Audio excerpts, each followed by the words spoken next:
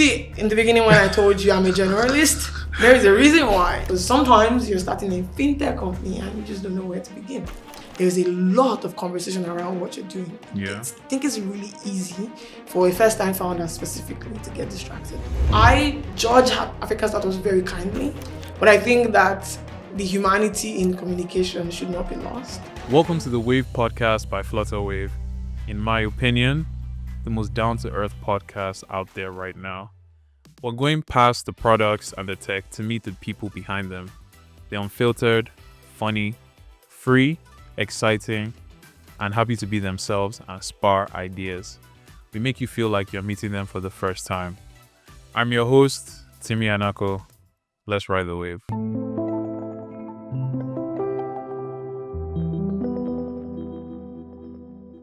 This week, we have a very special episode for you. We are joined by the co-founder and COO of PiggyVest, Odun Eweniyi. Hi, Odun. Hello, thank you for having me. Expert in training, so. You can't be the expert in training, I mean. I am. You're the one we're looking up to for this session. And you never finish learning. Well, that's true. This week, we're going to start light, just so we can ease you into the conversation. I'm going to ask you a couple of questions, rapid fire questions. Just tell me where you are, how you're feeling with it. Cool. Okay, cool. Davido or Wizkid? Wizkid. Okay, interesting. F1 or basketball? F1. Easy. I don't like that response because that was too easy. Oh, sorry. Okay. Building for Nigeria or building for the world? Building for Nigeria. Only. I mean, never only, but always starting here. Okay. What side are you on, generalist or specialist? Generalist. Okay. So just so you know, as we go into this, people like me, right, the novice in question, right, we don't know so much about fintech. And your experience, you told us that you're learning about, okay. You experienced, you founded a couple companies, you've seen everything from ground to the top, right? So, it might be easy. So sometimes people, just for our listeners, we want them to be able to follow us, right? When, say, you mention something like a particular jargon that, only somebody like you would know. I wouldn't know that, despite how I look. So, yeah. I'm going to start with this. So, I know that founders in general, it's not common that it's the first company you start with that, picks up. Yeah. Those people are 1 in a million, yeah. Right? So before PiggyVest, you and your co-founders, right? So you guys started a bunch of other companies, and then, there was a common thread within those companies and a foundational need to support people. What would you say shaped your philosophy in building these products? Honestly, I think that one thing that we all had in common, myself, Sunto, Josh, AY, BK, all of them, is that we really wanted to build for our peers. At the time, that's what we always talked about. What was the thing then? Was it we started with a company called Paroles, which was a discount card platform. So you'd get this loyalty card, and you could use it at a lot of merchants to get 20% off, 30% off. And so that was step one. We ran that for about 6 months together before we moved to Push CV. And in Push CV, it was born of a conversation that Sonta and I were having where I was talking to him about my application process, my own job application process, where I'd gotten to the last stage in one company like that. And someone on the inside had called me and said I wasn't going to get the role because they were just going to recommend someone's person to do the job, which is very annoying. But I was telling him I can't believe it because I'm a first class graduate and all of that. I've gotten to the last stage and still. And he's like, yeah, that's the... that's how it is for everyone. That's if you don't know someone, then you don't get the role. And so we were talking a lot about it. He had built a platform called CV Flash. And CV Flash was essentially helping people put their CVs together. And then I was telling him, if we're putting the CVs together, why are we not sending it to the employers? And so that was the spark for Push CV. Okay. And it was for us, how do we make sure that people are able to put their best foot forward and that best foot actually lands in front of the person who's making the decisions. So ultimately, Push CV was a platform that relied on CV Flash, put your CV together, and then sent it to the employers. 3 months later, it was doing pre-screening where we'd help the employers whittle down the candidates and send them the top 10, right? Wow. Blind top 10, the best top 10, that kind of thing. And so for me, it's really just, again, about the people. How do you build for people like us at the time, right? We were right out of school, Covenant, and it was just, I couldn't figure out how to navigate the employment market, but so couldn't many people. And so how do we fix that problem for them? And every other product that we built around that was really around our own thinking of, can we solve this other challenge for people like us, people our age, people who are just 2 years in the job market, 3 years in the job market. And so the running thread has always been to serve the consumers. Not sure, maybe I should have done B2B, but that's always been the thing, is how do we build for people like us? How do we build for Nigerian youth? That makes a lot of sense. And I can see that in the way PiggyVest is set up, right? It's thinking about everyday people. And as you've said now, it's about what was going on within your community at the time, where at the stage everybody was in, coming out of school, trying to get a job. For me, when I came out of school, they just put me somewhere. So my story was different. My parents were university lecturers, the professors, most of them. And they could have said, go lecture, but I didn't want to. So when you, I suppose, step out of the bubble, it's you have to figure it out. And how many million people, 46 million, 50 million, have to also figure it out. So it was kind of interesting to figure out how to solve those problems for them, one after the other, trying different sectors. We tried food. We tried gig work. Is this under Push CV? No. Different business. Yeah, literally different. Okay. Just we tried Push CV. Push CV was doing well. At the time, in 2013, 2014, 15, there used to be 350 applications to one job. So people were yeah, it's worse now. So I say it that was big. It still sounds a lot. Yeah. But people were happy to get something that screen it out and just give them 10, 20 people. And you could just continue to request, okay, next best 10. And then we tried food. Push TV was running. And then we're what if we try to do food? What if we try to do gig work? What if we tried to do Shopify for Nigeria, as people were starting side gigs and stuff like that? So it was, how do you kind of affect everything that the average new graduate is going to try to do in the next 1, 2, 3 years? That's tough.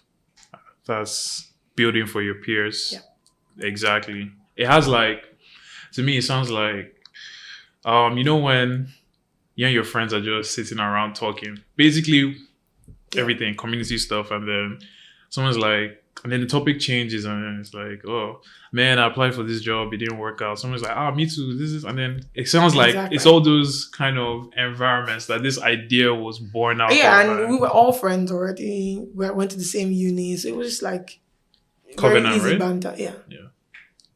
I have a thing for, I have an outlook about, I think Covenant really does well in terms of producing people who are straight out of uni are thinking, okay, how can I be useful, right? No shade to other schools, but I think Covenant does a really good job of doing that. Happy to hear that. I'm sure they would. That's a co-sign for them. Okay, so you built Push CV, you did the food business, all those things. What were the lessons that you carried from each and every one of those businesses that you brought into, okay, now we're doing PiggyVest? Actually, before I ask that, PiggyVest was born out of what? The need for your community to save, or just we need to start saving money or something? How did PiggyVest come out? I mean, we could say they need to start saving money, but it was really born out of a tweet that we saw. Okay. Right, on, Push TV had been running for about 2.5 years at this point. And were you working at the time? Yeah, I used to be a writer at Big Cabal. Actually, I wrote at Tech Cabal, I wrote at Zikoko, wrote at Tech Point. Wow, okay. Yeah, so I was kind of surviving because founder salaries just don't pay you in the early stages. And so Push CV was running. And on December 31 of 2015, a lady had broken a wooden box where she had saved 1,000 naira every day for the entire year. So she broke it, she put the photo on Twitter, and there was just like instant conversation. And my co-founder, Josh, actually saw the tweet and brought it to WhatsApp. Like, oh, we should build something like this. People are trying to save, because the conversation online is everybody wants a wooden box. And so literally on that thread, we're like, okay, let's try it. We even had a conversation about it on Twitter that's still there till today. Just kind of talking about people love their own personal wooden box. How do you make a digital version of it still seem personal? Right. And that's literally the foundation on top of which piggybank.ng, as it was called then, was built. And so a lot of the lessons that we had to take from all of these companies, we applied in PiggyVest early days to shape it and not make like those same mistakes for why our previous businesses don't exist anymore. That story is very intriguing, because as you were talking about it, I do remember growing up and having what we call Kolo, right? So, and it's just, it's a full circle moment to have something as big and as, impactful as PiggyVest come out of the idea of, a visitor give you money, don't put it in your Kolo. Like the average everyday experience for Nigerians, growing up, put your 5 naira here, 20 naira here, and then you open it up once in a while. So, wow, that's inspirational. So, for Push CV, would you say that was your first lesson in running like a lean but efficient ship? I mean, it was a lesson I learned after it. Okay. We ran out of money maybe mid-2016, which is like 6 months into PiggyVest, and very difficult considering we're using our revenue from Push CV to run PiggyVest. Interesting position to be in. Wow. But we did learn like the solution to all your problems is not a full office, just hiring. You need to prioritize. You need to like figure out how to make your resources last. And saving. Considering that we didn't raise like the first input of money into PiggyVest for another 18 months, I think we learned that lesson very, very well. So Push CV really taught me lean operations. It also taught me empathy, because I think the person who went into founding like Push CV and person who started to like hire and lead people at PiggyVest are two very different people. Okay. And so that learning curve was during Push CV, 500 dishes, front desk, lots of interactions with people, higher than me, lower in the hierarchy, and just continuing to make everybody feel respected. And so a lot of those lessons we've had to like superimpose onto our work at PiggyVest. Be lean, be efficient, mutual respect, empathy, just also telling ourselves the hard truths about like, this is where the company is at, this is where it needs to be, this is the gap. Right. In your first company, the euphoria of being a founder is also there, where people start talking about this thing that you're building and you forget that you actually have to do the work. Yeah. So it's easy to get carried away with like I think when you start getting press coverage, it is easy to forget the core of the work. And I was lucky when we learned that lesson in 2014 when press coverage was like, they're still really good, but like press coverage was limited. Now you can put it in TechCrunch, you can put it in this, and there's a lot of conversation around what you're doing. I think it's really easy for a first-time founder specifically to get distracted. Right. So, as you said, in the beginning you realized that, big is not necessarily the way to go. You need to be efficient. Traction, revenue, those things are more important than how many people work at your company or how much you've raised or whatever. Real. So as a founder in the beginning, how many things were you doing? See, in the beginning when I told you I'm a generalist, there is a reason why. In the beginning of PiggyVest, Somto focused on the building. He's very tech inclined. Josh is more of a people person than me, so he just focused on the customer aspect. He used to pick up the phones and answer people and stuff like that. Right. I handled operations, but I also handled social media. So because I was working then at Zikoko, and it was really easy to think in memes and GIFs and figure out that tone that we wanted our social media to adopt. So everyone just did whatever they were good at. whatever they could figure out. So it was just like that. For instance, the first year, after we'd run for about a year-ish, December 31 of 2016. Wow, you're really good with dates. It's a free withdrawal day. It's a free withdrawal day every year. Okay. But for 2016, people were withdrawing the money that they saved and everyone was getting their money on time. But it was just a group of people around the table making sure that when the withdrawal comes in, like it's gone out immediately. Yeah. And so it worked because there was conversation like, oh, I just got my money. I just got my this. I withdrew now and got my stuff instantly. But it was just really us making sure that the promises we made were fulfilled no matter what. So that's kind of how you balance out what you do in the beginning, whatever needs to be done. And so I like doing a bit of everything and I get good at a bit of everything. So now I get there are a couple of things I'm tying together, like the storytelling initially from, the actual products, which is from base of the Kolo, yeah.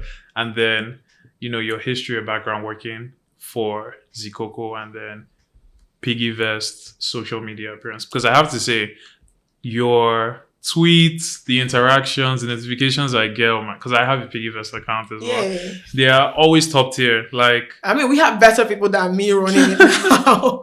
But yeah, it was very important to set, this is the voice we want on the internet. This is the voice we want anyone who's coming across our account, whether considering joining or not, to hear. And so we had to do it by ourselves and then hand it off to experts to continue. Right.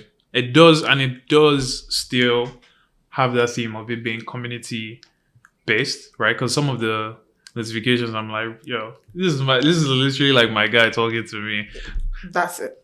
I give away the source. Okay. That's interesting. PiggyVest reached its first 1 million customers in 2020, right? Was it? Yeah, I think so. Okay. How did the team plan for 1 million customers upwards? What had to change about your technology and your regular operations when you're scaling?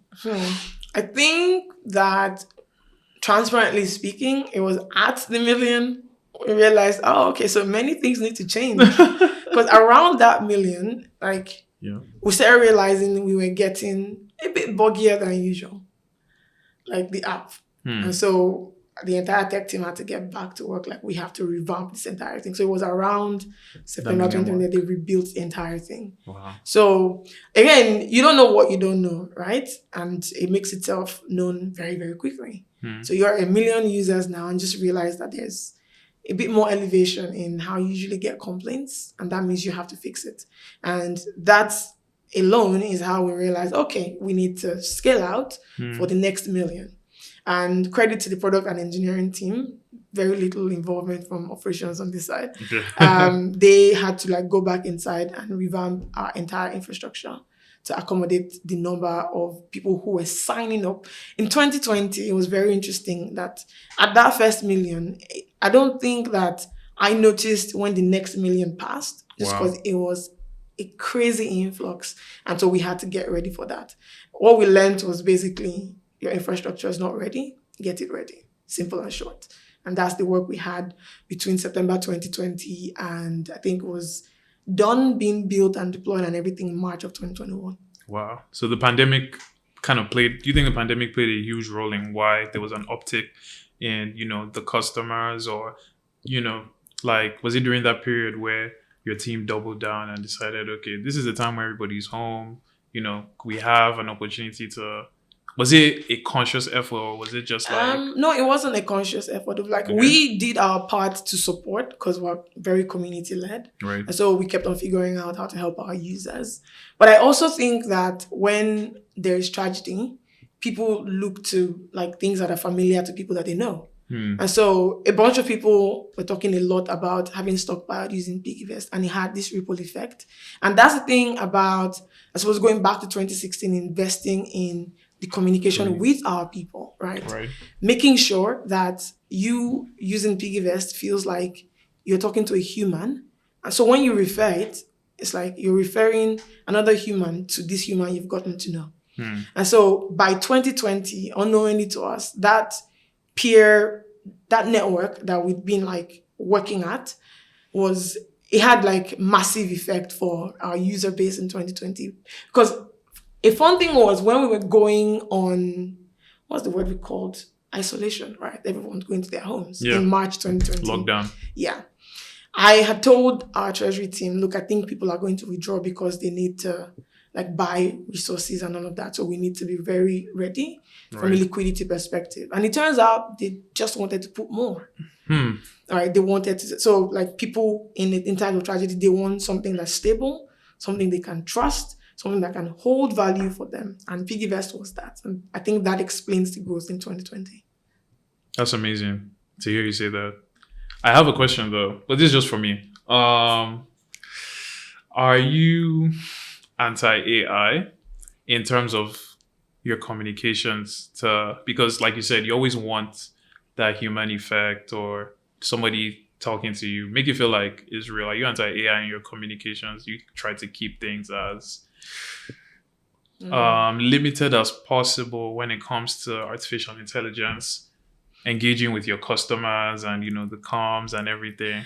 I think it's useless to be anti-AI, but for now, yes, we have humans draft everything. Okay. You can use AI for corrections, but I think that the humanity in communication should not be lost. So I don't know how the world plans to balance that. Right. And I realize it's a futile effort to be anti-AI because soon it won't be distinguishable.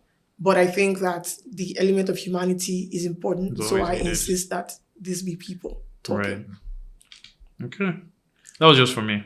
Because I was having a conversation about AI and communications and what are the things you've seen, especially in the Nigerian context of trying to get this business up and, some of the things that a lot of people don't have that knowledge of, like, for example, working with CBN or, let's say posting something and then getting sued by somebody, right? These are problems that a lot of big companies have. So those scenarios, how do you feel like African media can cover, how do you feel like the mainstream media hasn't covered this, right? The experience is unique to you.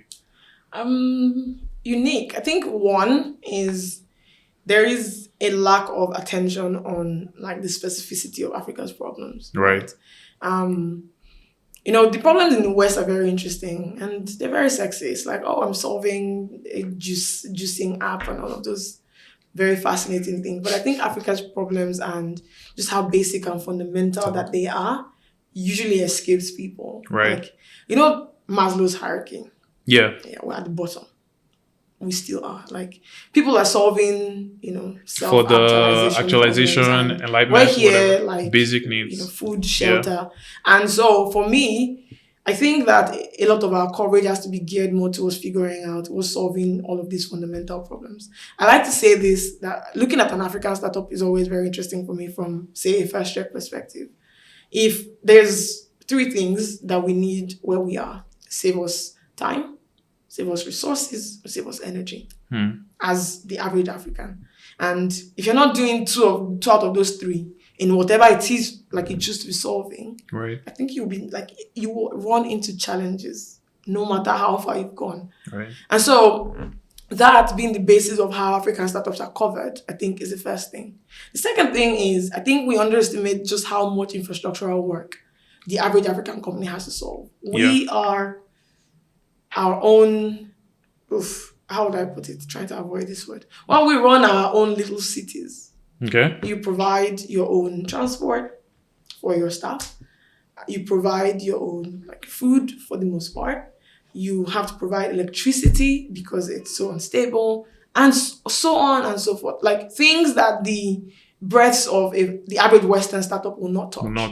Right? Yeah. And so I judge African startups very kindly, just because beyond the idea, beyond, accounting properly and all of those things, you also have to grapple with problems that your peers literally anywhere else don't have to look at.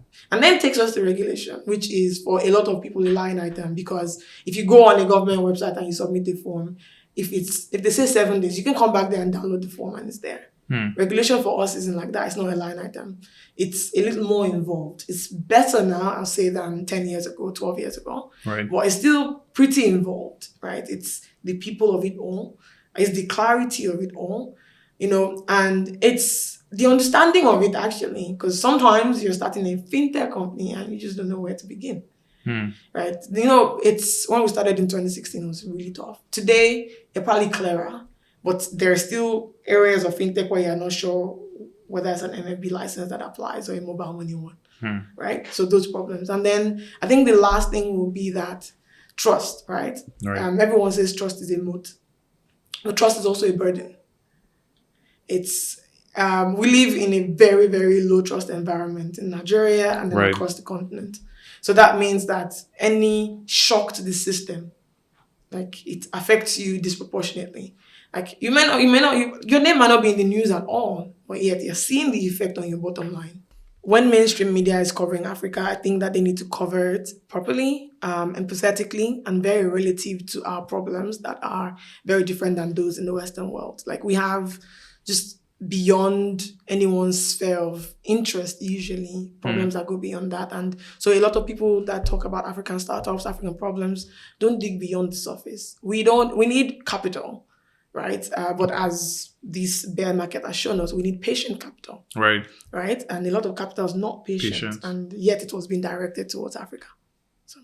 Yeah, it's really interesting that you say that, because most times I think that we are gradually shifting towards more exposure in terms of the African issues, right? And at least fintechs that are coming up now, most of them are solving specific issues unique to their climate. For example, I know East Africa, mobile money has been transformative for them.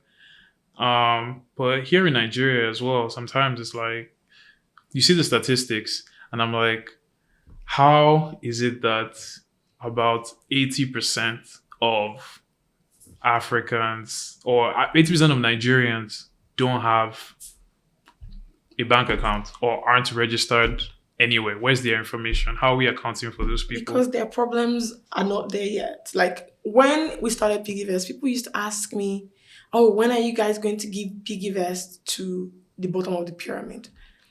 And it used to be a question that needled me, because you want to serve the bottom of the pyramid, right? But if you ask yourself, just, externalize it a bit and then ask yourself, the person at the bottom of the pyramid, right? The person who the world that lives on less than, $1 a day. How does savings play a role in their day-to-day? Right. Like, what do they need immediately? And that's why at the bottom of the pyramid, credit thrives. Right? So it's really about just confronting their problems starkly. Don't paint it in any colors. Just look at it. We could have done that, gone to the market to start selling the apps to them. Right? You can do that. Everybody does that, really. But does it work? Right. How many of those people have a smartphone? How many of those people have the infrastructure? Can afford to park 5,000 for 2 months, right? That kind of thing. So when you start thinking about it, because you make progress in 6 months to a year. But what happens to 3-5 years down the line, which is really the kind of sustainability you want? You want for them, especially if you want them to grow with you, exactly. And if they're the focus. Africa still has a long way to go, but I think we're getting there. We are, and we just need to think of the people, right? If you put people at the center of, I'm preaching, but if you put people at the center of the problems that you're solving, it becomes easy to figure out what to build, when to build it. Right, and people should be at the center of what you're solving, because that's who else is it? Yeah, exactly. Okay, you mentioned first check, right? So what is first check? How does it play into solving the issues that we spoke about just now in terms of unique African context? This first check is probably unique female context in that it's a pre-seed fund that invests in high growth tech startups. What's pre-seed? Pre-seed fund? Pre-seed is, I guess, the round you raise for a seed. Okay, it's also called a friends and family round. Okay. Where you have an idea, you want to build it, or you've already built what we call an MVP, which is a minimum viable product, the most basic version of your product that you require to prove your idea. Okay. So at that level, you can raise money into your company in many different ways, but this one focuses on getting other people's money in exchange for equity in your company. And so we invest at that very early stage, usually the first check in, and we do it in high growth tech startups that we think have a lot of potential, but that have at least one female co-founder. That makes sense. And it's very interesting because in Africa specifically, women are major contributors to like e-commerce. The statistics are there. I think every household, the woman, either she has a business that she's running, at the same time being a mother, doing all those things. So it's very important to, be there for them. Like initially. You have a couple people already on First Check, don't you? We have invested in 15 startups since 2021. Wow. It's just myself and my co-founder, Ella. And so we started it we want to fund women. We want to see more women get to Series A, Series B, Series C. And so we think that going to the beginning of the funnel is the way to do that. Okay. Continuing on the seeding, right? So you mentioned pre-seed. So the seed is where you say when you've built this viable product, and then let's say you have like some traction going. Exactly. That's when you present it to bigger investors. So or your family members. You present it to people who are not your family members now. Okay. People whose job it is to invest in companies like yours. Right. Essentially. And they'll probably take a larger chunk of your company, but for larger amounts as well. And then they take you on, from there to what we call a Series A, which is, people who are even bigger than your seed investors who write bigger checks. So if you think of First Check as someone who writes you a $50,000 check, or maybe $100,000 at the maximum, you can think of seed investors as people that will give you $200,000, $500,000 to $1 million at a time. And you can think of Series A investors as people that will start minimum of $500K upwards. And then from there, you just kind of run through the alphabet. Wow. Yeah. PiggyVest has gone through this. I think we haven't. How many have you guys done so far? I'm not at liberty to say. You're not? Okay. No. So there's one that we can talk about. That's the one in 2018. Okay, the one in 2018. Yeah, that's probably our last announced fundraise. Since then, we've just kind of been heads down working. Why is that your decision? I don't know whether it's a decision as much as it's a preference. Okay. And it's not I think when we started in 2016, we tried to raise a lot. Okay. Right? And then we ended up doing the raise in 2018. And that was that. I will tell you that my co-founders and I, we want external funds, but the going to market is such an involved process. And I just think that there's many different ways to build a company, right? As much as there's stories of people who have raised $1 gajillion, there's people who have raised nothing. And, sometimes they compete. Right. And, it also helps that you still have your, what's it called? I want to say percentage, not. I mean, it's still a predominantly founder-led company, which I think is good for the state I think we're at. We are a bit more invested in continuing to shore up the foundation of the business, the basis of the business. And I think that we're now getting to the stage where speaking for us now, I'm comfortable thinking, okay, what next? Which is figure out, shore up the base of Nigeria, be done with that, and then look to what else can we do? Where else can we go?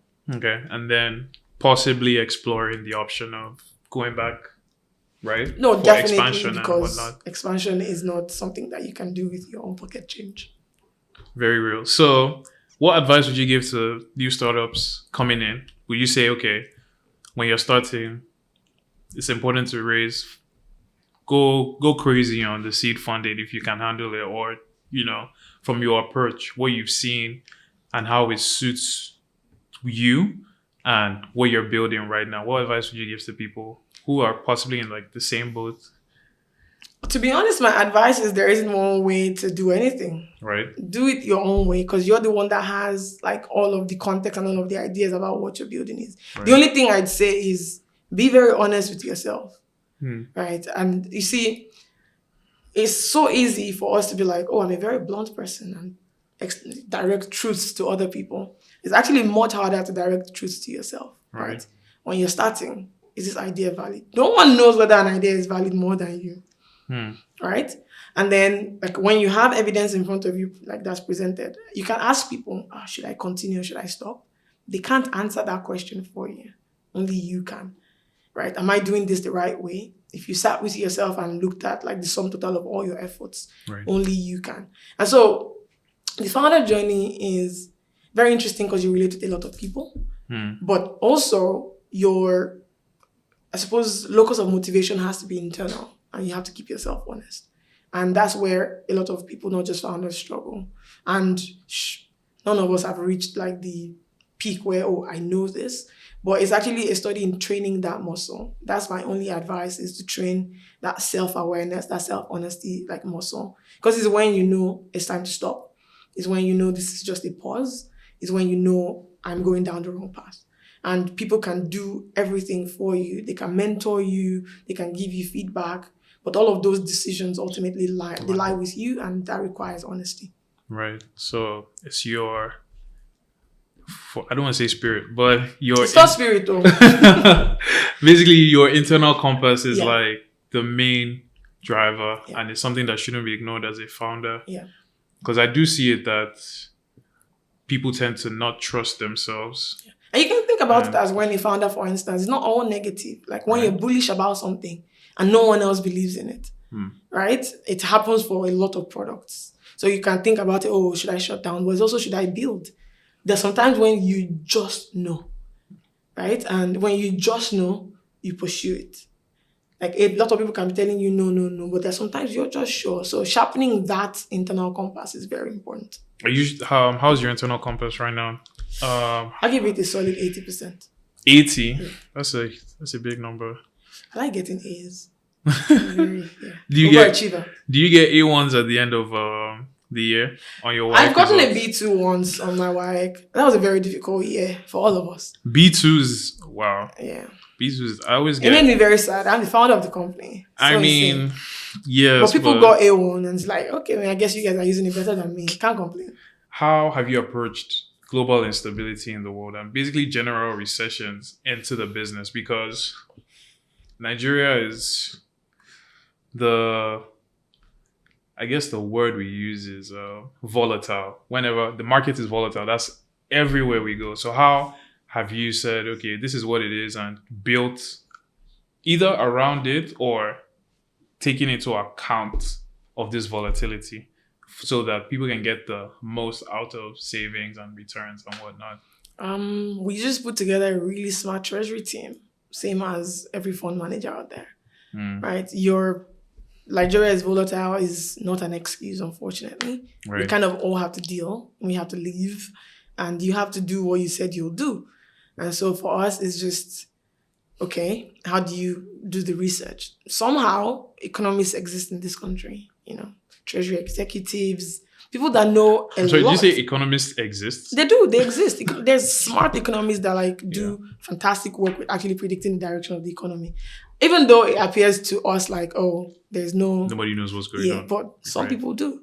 And so we try as much as possible to get advice from those people. And then we put together a team that has done this for a while. Right. And so treasury is really managing the balance between the interest rates that we offer and market behavior.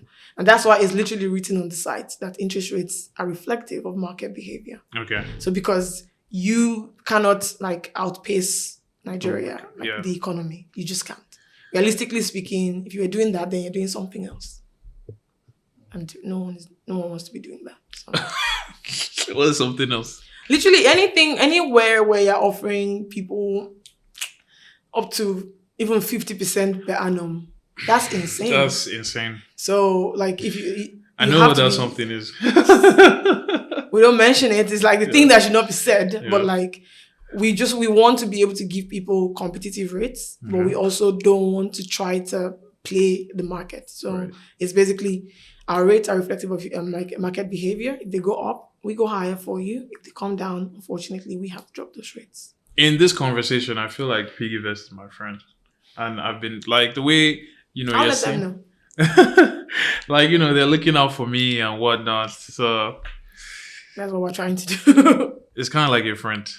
right? So I want to ask, how do you balance, planning the future of your business as a founder? You have to have this visionary mindset, like, okay, this is where we are now. This is where we want to be in a couple of years, right? Have a plan and whatnot. How do you balance that with the, drudgery of day-to-day operations and the constant, okay, this is the issue now, we have to fix it, right? Like, how does that play out in your mind and your experience? I think that's where having a solid team comes in. Okay. Like, you share the drudgery of the day-to-day with all of those people. And so it's not a thing where you have to carry the entire burden by yourself, like in the early days. So you have heads of departments, you have team leads who you can then delegate like a lot actually of those day-to-day decisions to. And that frees up a portion of your own time to figure out this mission that I recruited all of these people. How do I make sure we achieve it? It's actually really simple. We hire the smartest people and then we let them get to work. Right. Hiring good, surrounding yourself with the talent, basically. That's cool. I have another question. So, in an interview, you said that the barometer you use to measure success is customer stories. As PiggyVest turns 10 soon, does that statement still stand? Or have you added more barometers for measuring success? I mean, that's a barometer for measuring my success, not PiggyVest success. Okay. PiggyVest success is measured by numbers, like number of users, which is in its own customers. Then it's assets under management. It's revenues, because revenue. Yeah. So, like, I think that in that interview, what I would have said was that, like, I measure success by, and I remain motivated by how many, like, personal human stories I see. That you're seeing. We continue to touch lives. But PiggyVest success is by its community, first and foremost. And as we've been doing open houses in Lagos, in Abuja, in Port Harcourt, in Uyo, it's been very obvious. The people impact is still there, still very solid. And then you move like straight from that to the numbers. What do they say? If the numbers are good, then, As a founder, is that a humbling feeling? Like, seeing, okay, we did this and this is how people are able to do X and Y, and, just being like, basically a friend. When you see your friend succeed, it's like, you feel that, okay, this is your success. I think it keeps you very grounded. Yeah. Like, because, again, if you're, like, insulated from the users, you forget that why you're doing this sometimes. And again, it gets so hard that you also forget why you're doing this. It's just like, why am I doing this? And then you go places where you meet them.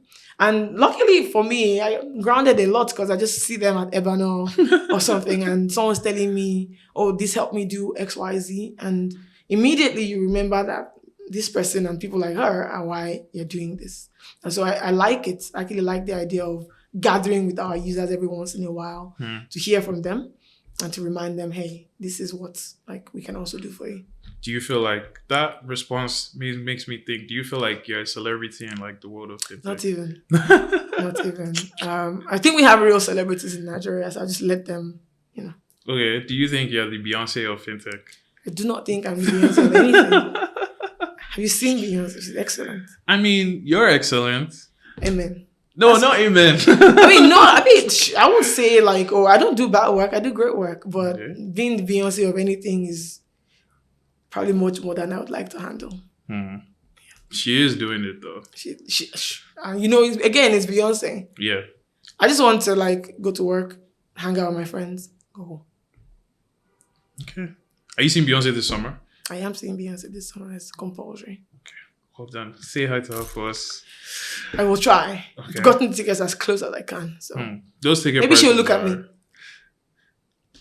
Who knows? Yeah, maybe you can catch her in if you're recording. Direct thing. Yeah. She did that last time. For you? Yeah. Oh, I'm so jealous. Have it in my phone. So I have to remember excellence, and then you go look at the video. I think you should use your own work to remember excellence. I mean, you can do that, or you can look at the biggest pop star in the world. She is. Yeah. She is. Okay. Final question. Are you excited for the final question? How are you feeling? I feel normal. Same as I felt at the beginning. Okay.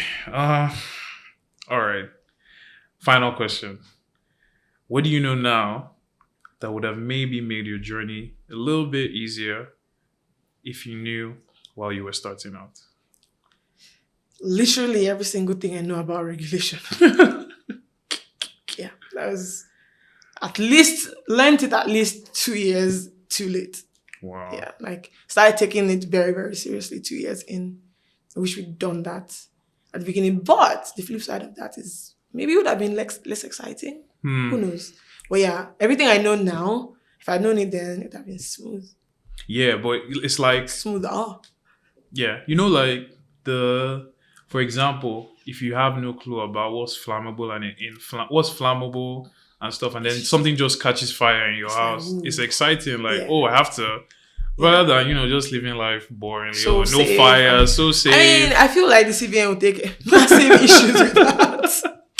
But literally all of the knowledge I've gained now, all of the relationships we have now, if we had it at the beginning, easy. Right. And for some reason, I don't know if it's just the Nigerian context, but people who get in trouble, I'm not saying that, people who get in trouble with authority figures are more likely to remember them, and I know that, okay, this person is not... See, that's very challenging because, it's actually true. And so if you whisper near one of them, PiggyVest, just like, okay, so what did they do? So what do they do now? Exactly. Oh, okay, they're playing, but nothing happened. Okay, good. I know that person. Yeah, that's how it always is. Yep. So good, bad, take it like that. Right. Also makes for great stories. Yeah. In hindsight. Always 2020. All right. Thank you very much, Odun, you for taking time out of your busy day to come speak to us and educate me and everybody else. Again, if you insist. I mean, I did learn a lot, though. Not enough for me to want to start my own fintech company. Not enough. Maybe the next person. No, I mean, that's just my preference. I thought maybe the next person will convince you. Don't worry. There's time. People start at 50, so... No, I don't start 50. I'm sorry. Maybe 45. No, that's still too far. Actually, if I want to start something, maybe next week. Right. You can ask GB to invest. I will, to be honest. I think... I'll tell him to say yes. And he's always... Okay, how you know? If he says yes. How you know? I'll just ask him, did you invest in that Timmy guy that hosts your podcast? Real. Okay, you should do that. Okay. I'm actually gonna follow up with you on that. I always follow people who make promises to me now. I'm always following up on them because, I'm very much talk and do. I always reply messages. Okay, I will definitely hit you up. Thank you for the cosign. You're welcome. Thank you for joining us here. Of course. Had a lovely time speaking to you.